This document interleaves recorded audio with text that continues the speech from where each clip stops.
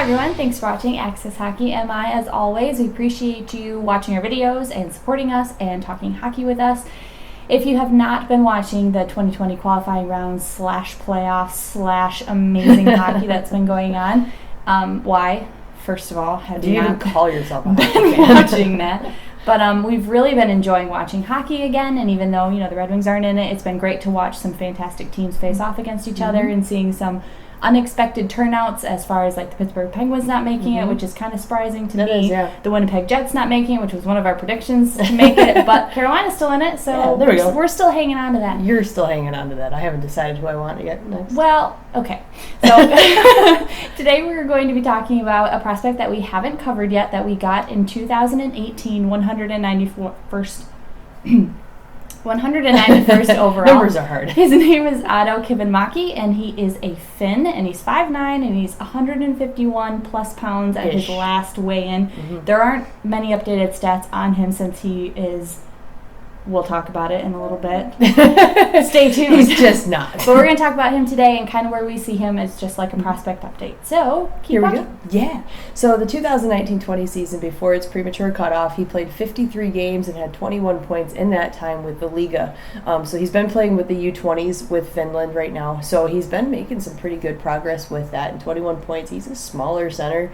A lot of the updates you'll see will have him in like the 130s to 140s as far as weight goes, which is incredibly light. Like they drafted him, Sean Horkoff, a developmental coach for the Red Wings, said that they drafted him at around 145 pounds.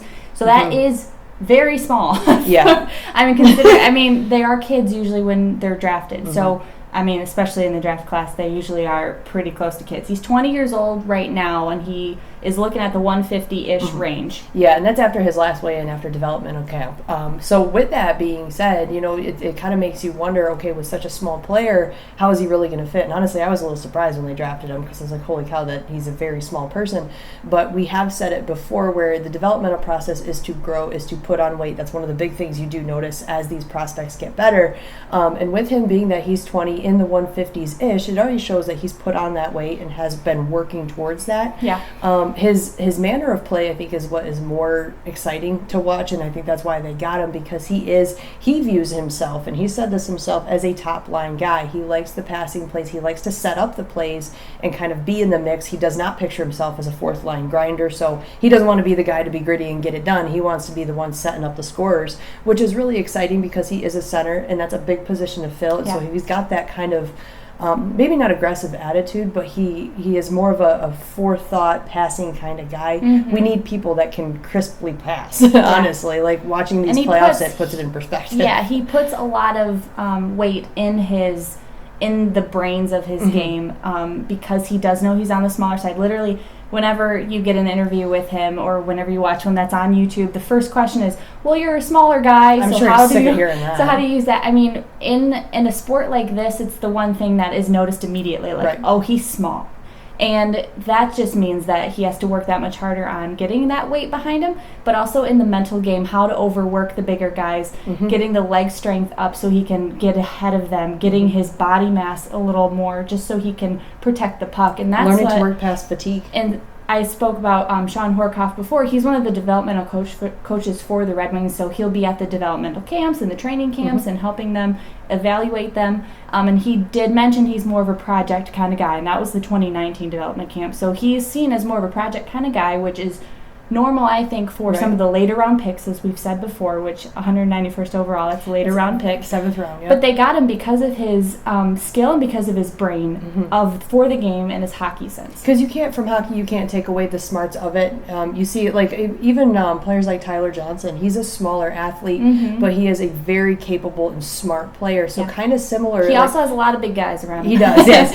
Kivenmaki's been compared to Filppula, just how he plays, in which Filppula plays a really quick, tight game, I think, in a very cunning game, and that's where Otto kind of fits in, and that'd be really cool to see that develop a little bit more. Yeah. Another cool thing about him is that he does have a bit of familiarity with other prospects, like Antti Tuomisto, who we've covered before. He has been teammates with him, so there is a level of comfort coming into it. So if and when he gets pulled over to North American territory, and same with Tuomisto, if he ever gets that opportunity, they'll have that ability to have camaraderie and to learn. They know how each other plays, and I think that will help kind of smooth smooth the transition a little bit. And if you YouTube Otto Kivenmaki or Google him, you're going to see one of the most horrendous hits you've ever seen on him, which resulted in him getting bashed in the head on the ice. He fell and it kind of went back on If you his fear head blood, back don't on the watch ice. it. Don't watch it if you don't like blood, but that was in February. So since then, he's been recovering from that. So I imagine that takes a toll on your progress and on your development. But still, the fact that he's back skating, he signed with the Liiga through 2021. He's going to keep working on himself and get over that huge hit is a big deal. Like, to come out and still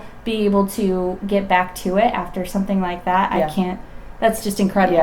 Yeah, and it's a headshot. You know, there's always those fears of concussions, and thankfully, it sounds like the Liiga and the staff doctors were very quick in responding. And they said he was even laughing within a couple days after. They've got, I mean, the amount of health they have behind hockey now, to where back in the old days there wasn't a great concussion protocol. Now it's like you immediately get back there. Look at Sawchuck's face. Yeah, you get back there, you get the protocol, you see if you're okay, and they're really intentional because it is a hard-hitting sport. You have to play hard-hitting, not head checks or headshots. You do a headshot, you don't deserve to play. I mean, that's kind of where I'm at with that. If it's an intentional one, and that's what you're aiming There's to do. There's an automatic 5-game suspension in Finland for hits like that. Yeah, and who knows? I don't know if the guy intentionally did. I doubt he did, but you just don't know. With that, it's kind of sad that that's what comes up when you search him, because it's not the only highlight of his career. So you have to dig pretty far to find, video highlights of his scoring and things like that. Basically, don't count him out, is I guess what we're saying. Just because that's all you see, keep an eye out on his development through this next season, because with the Finnish leagues, they are very talented. They're one of my favorite leagues apart from like the Swedish leagues to watch and to have a guy come from. So to have him playing with older guys and against bigger guys, that's going to be really important for just getting him developed. So where do you see him in the future? I would love to. I mean, like Horkoff was saying, he's a project. So I think realistically, even 4 seasons out yet, because he is that weight will play a factor, and his size will play a factor. But I think recovering, especially with guys coming up, for sure, and recovering from this injury, over this next season, that's going to be a huge benchmark season for him to see how he's mentally adapted to it physically. If he can continue to play the game, it's not career ending, but something like that does make you more susceptible, which we've seen with other players we've watched.